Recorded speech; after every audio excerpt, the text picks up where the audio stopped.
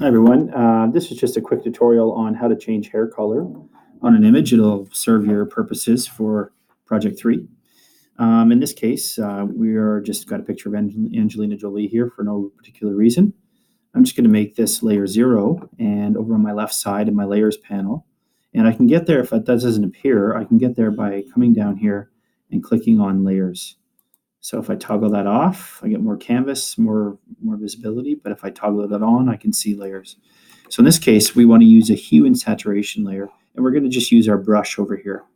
So up here along the top, if I look, I get tooltips again, create a new layer, create a new group, and create a new fill or adjustment layer. For the purposes of this assignment or this tutorial, we would like you, or I would like you, to come down and choose hue and saturation as a new fill or adjustment layer.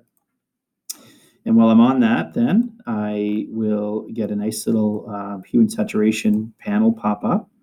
And here I'd like to kind of adjust that. As you can see, when I change the hue, I change the color of Angelina Jolie completely. I can make her from Avatar, or I can make her, satanic. I can make her purple, red, whatever I want. But the idea here is just to work with a lighter color at the moment, because that will give us a better indication of how we're doing mistakes wise. So I'm just going to lighten it up a little bit and leave it there. Looks pretty good for the purposes of this. So now I want to make sure that I have this blue box selected over the white. If I was on this one, it wouldn't work, but I need to be on this one here where it's white and hit Control-I on my keyboard, and all color is removed. But is it? So now what I'm going to do is come down, zoom in, and I'm going to paint that white over her hair. Now the idea here is I'm using a very, very soft brush. You don't have to. It's easier if you do. I could even reduce my opacity if I wanted to. The only settings I've changed right now are to use a softer brush tip. And I'm just going to paint around as much as I can. Try to be accurate as possible, because you'll have a lot more work later to do if you're not. I'll just close this for now. So try to be accurate as possible. If you need to get to a harder to reach place, you can rotate the hair image, bring it down. So I think I'm going to go a little bit softer and a little bit bigger. Then I'm going to zoom a little bit in too, and just start filling that a little faster for the purposes of this. I don't want to miss any spots, so I'm going to come down, follow her hair. Okay.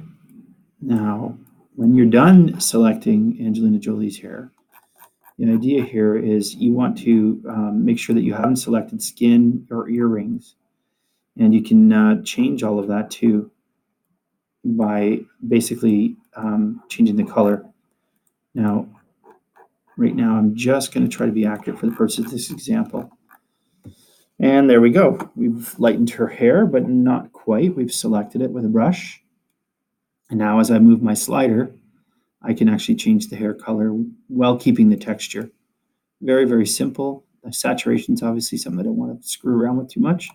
If you've never seen Angelina Jolie with, dark hair, gray hair, there you go.